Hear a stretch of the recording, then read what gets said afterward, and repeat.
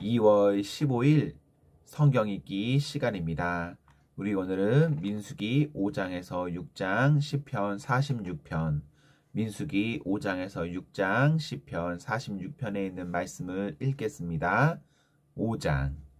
주님께서 모세에게 말씀하셨다. 너는 이스라엘 자손에게 악성 피부병 환자와 고름을 흘리는 사람과 죽음에 다 부정을 탄 사람은 모두 진에서 내보내야 한다고 지시하여라.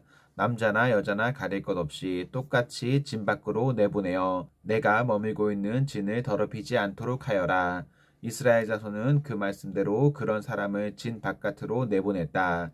이스라엘 자손은 주님께서 모세에게 말씀하신 대로 하였다.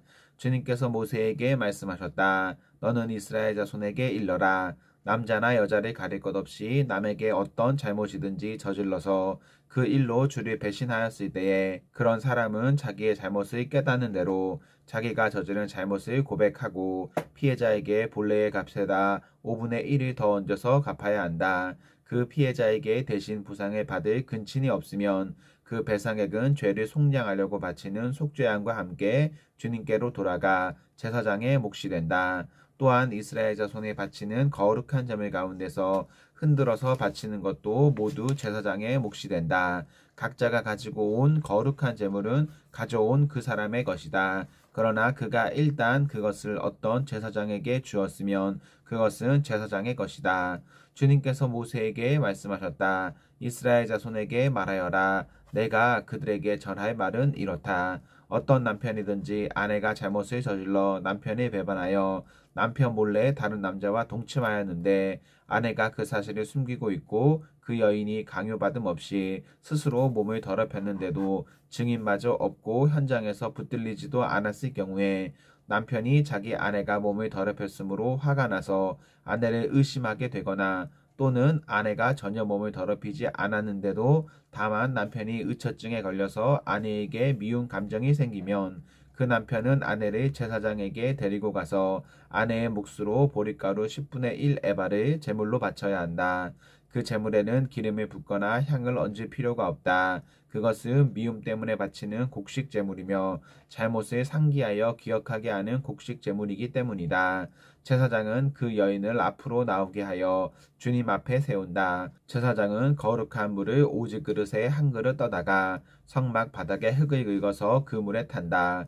제사장은 그 여인을 주 앞에 서게 한 다음 그 여인의 머리채를 풀게 하고 기억하게 하는 곡식제물 곧 미움 때문에 바치는 곡식제물을 그 여인에게 주어서 들고 있게 하고 제사장 자신은 쓴 물 곧 저주를 내리는 물을 자기 손에 들고서 그 여인에게 다음과 같이 말하면서 맹세시킨다. 어떤 남자와도 동침한 일이 없고 지금의 남편과 결혼한 이래 그를 배반하여 몸을 더럽힌 일이 없으면 저주를 내리는 이 쓴 물이 내게 아무런 해가 되지 않을 것이다. 그러나 내가 남편과 함께 사는 동안 그를 배반하여 내 몸을 더럽혔으면 곧 내 남편이 아닌 다른 남자와 동침한 일이 있으면 이때 제사장은 그 여인에게 저주를 받아도 좋다는 맹세를 하게 한다. 주님께서는 내 허벅지를 마르게 하고 내 배가 부어 오르게 하는 저주를 내려 내 결의 가운데서 너를 본보기로 삼으실 것이다. 저주를 불러 일으키는 이 물이 내 몸속으로 들어가서 내 배를 부어 오르게 하고 내 허벅지를 마르게 할 것이다. 이렇게 제사장이 맹세를 시키면 그 여인은 아멘 아멘 하고 응답하여야 한다. 그러면 제사장은 위에서 한 저주의 말을 글로 써서 그 쓴 물에 담가 씻는다. 이 쓴 물은 저주를 불러 일으키는 물로서 제사장이 그 여인에게 마시게 하는 물이다. 저주를 불러 일으키는 그 물이 그 여인의 몸속으로 들어가면 그 여인은 쓰라린 고통을 겪게 된다. 제사장은 그 여인의 손에서 미움 때문에 바치는 그 곡식제물을 받아서 주 앞에서 흔들고 제단으로 가져간다. 제사장은 그 곡식제물에서 정성의 표시로 한 움큼만 집어내어 제단에서 불사른다. 이 일이 끝나면 마지막으로 제사장은 그 준비된 물을 여인에게 주어 마시게 한다.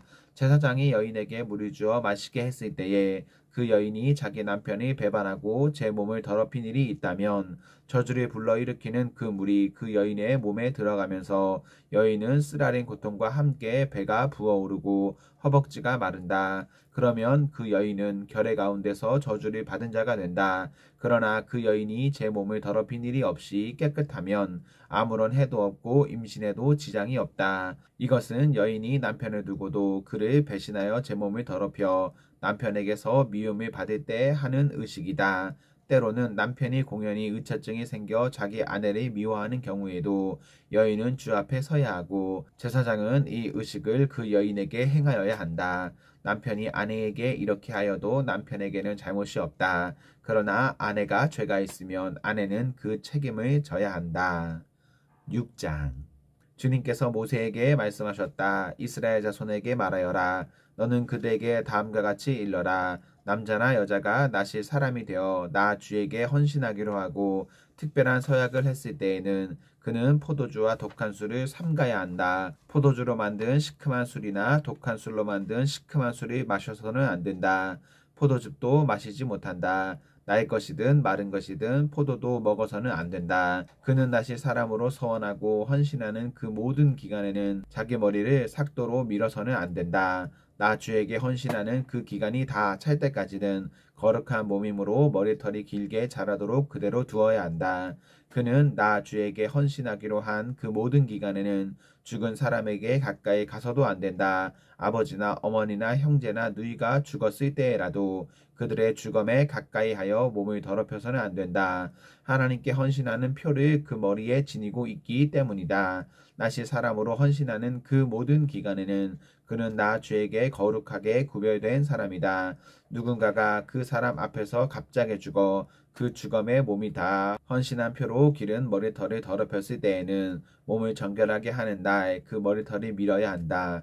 곧 그는 이래 동안에 기다렸다가 머리털과 수염이 밀어야 한다. 그리고 여드레 날에는 산비둘기 2마리나 집비둘기 새끼 2마리를 회막 어귀로 가져와서 제사장에게 주어야 한다. 그러면 제사장은 한 마리는 속죄제물로 삼고 나머지 한 마리는 번제물로 삼아 주검을 만진 그의 죄를 속해야 한다. 바로 그날로 그는 다시 자기 머리털을 거룩하게 바쳐야 한다.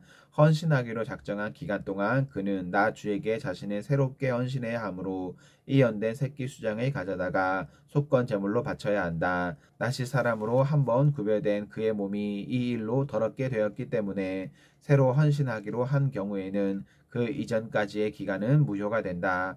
헌신하기로 작정한 기간이 다 찼을 때에 나실 사람이 지켜야 할 법은 이러하다.